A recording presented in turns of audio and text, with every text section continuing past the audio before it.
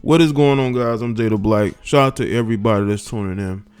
I have got to talk about this situation that I came across randomly through a YouTube page that I was actually subscribed to, and they posted a screenshot of a tweet by a Norman, Oklahoma barber, and he took a picture with a former University of Oklahoma running back, Chris Brown. And in the post, he mentioned his stats, and he talked about how his former friend now lives on the streets in Norman, and he ain't tripping. And this is the exact caption. He said 323 receiving yards, 3,200 rushing yards, and 45 touchdowns. But my friend, former Oklahoma running back Chris Brown, lives on the streets in Norman and ain't tripping. I look out for him every time he comes to my barbershop. And he tagged College Game Day, Kirk Herbstreit, Desmond Howard, and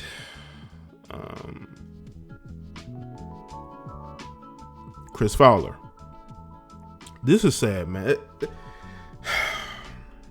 I did a video on Delonte West and how he's homeless after playing in the NBA for a couple of years. Well, it was more than a couple of years, but he didn't play there a long time. But he had a stint in the NBA, and how he's homeless, and he's dealing with, mental issues. And by looking at some of the comments on this post, and I'll link you to the post so y'all can go and see it, I think someone brought up the question of, is he dealing with mental illness? And sometimes you never know in these situations. You never know.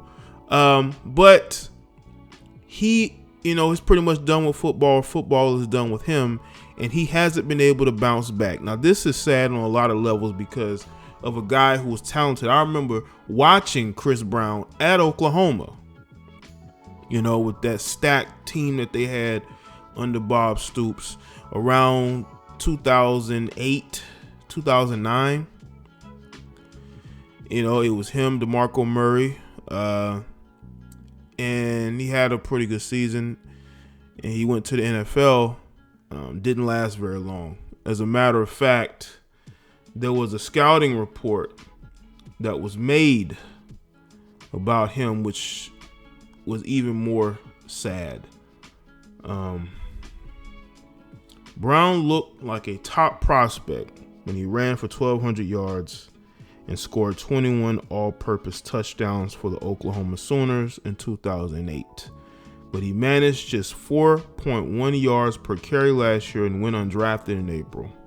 Lacking ideal speed and passing game skills, his NFL future appears to be bleak. And that was in 2010.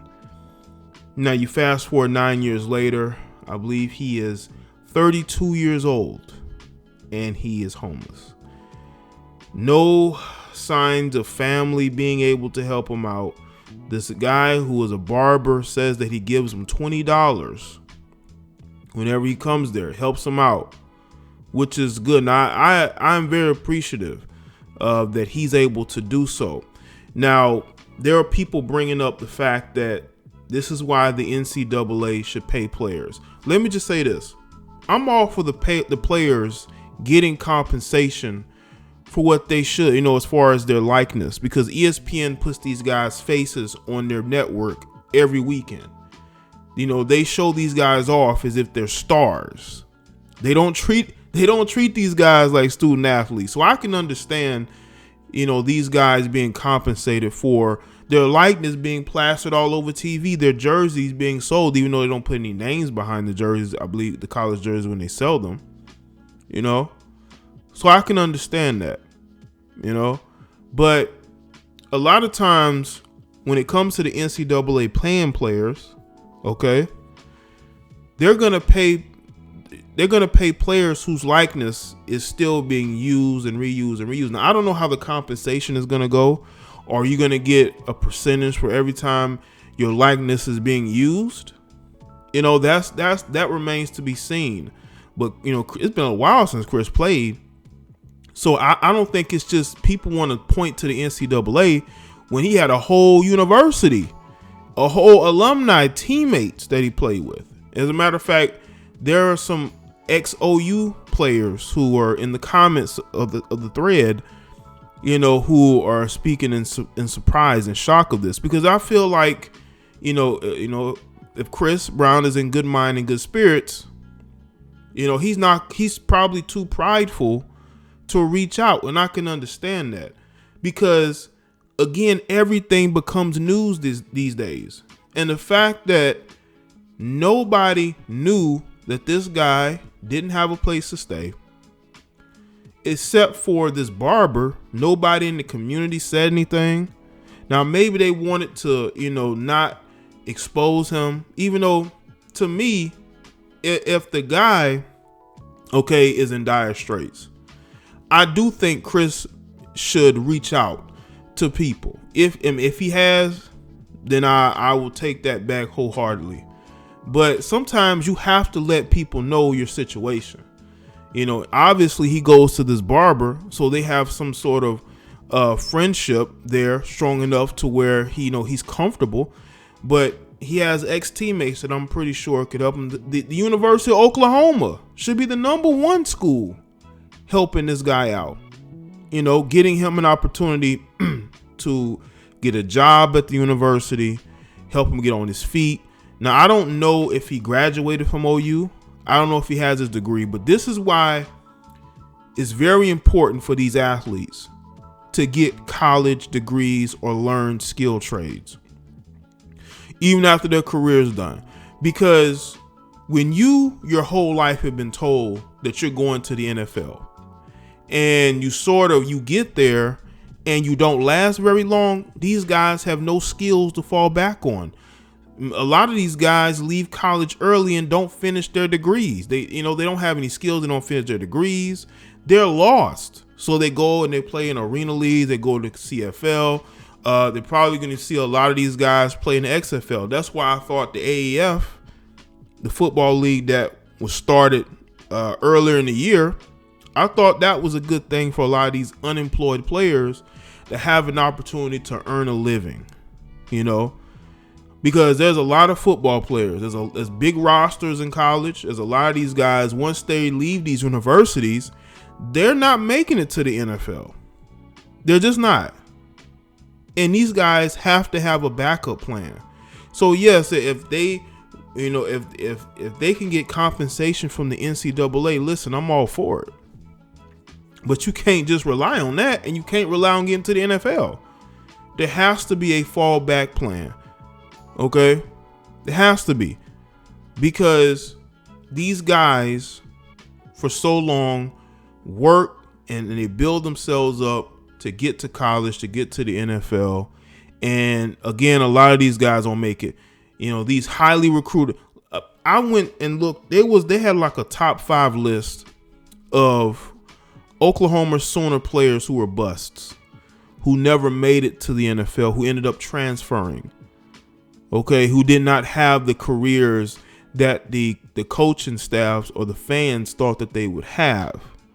This is why recruiting isn't always a direct science, because you see a guy on TV committing to a school, he has his family, he's in a school gymnasium, it's a good moment, right?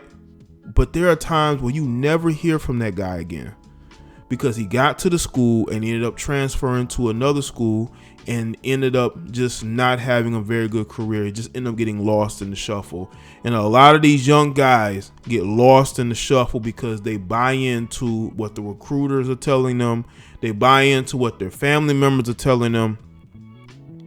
And they don't really think, you know what, maybe I should stay for my senior year just so I can have an insurance policy of a degree. You got guys, man, I've seen guys leave college early as a junior and not get drafted in the NFL. I've seen that so many times. They don't have a degree. They don't have a skill trait. They have no skills. So you see guys who are 22, 23, who are unemployed, no college degree, they're fit, they're in shape, but they can't get into the NFL.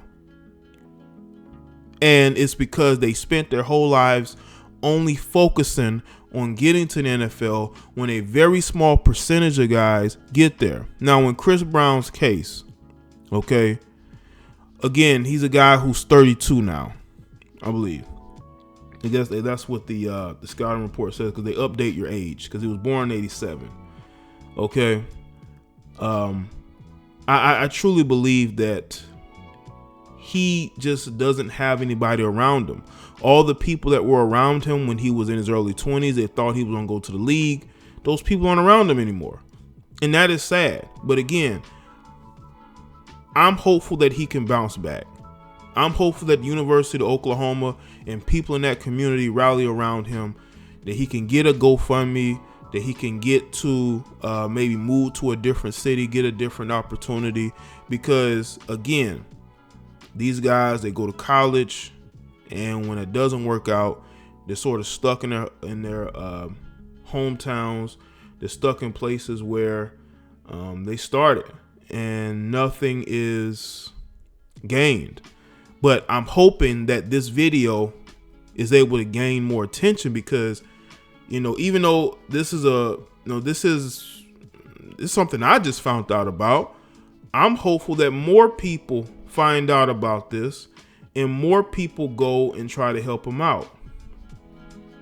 Now, this tweet is only a day old, but again, if anybody in the Norman, Oklahoma area, y'all want to help this guy, I will say do so. Contact the barber, get his information, because, you know, Chris Brown could be a guy who's very prideful. You know, he's very prideful. He doesn't want people to know his situation. I can understand that. I can understand that, man.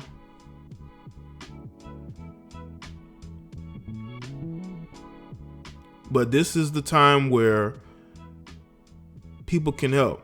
And hopefully Chris accepts the help, because we can't point the finger at everybody else and you're not putting forth that effort into getting yourself in a better situation. Again, he could have had a job and lost the job and is homeless. You know, it could have been a temporary thing. But this is why hopefully more people go and they do research and understand the situation, and hopefully my video sheds light on it. All right.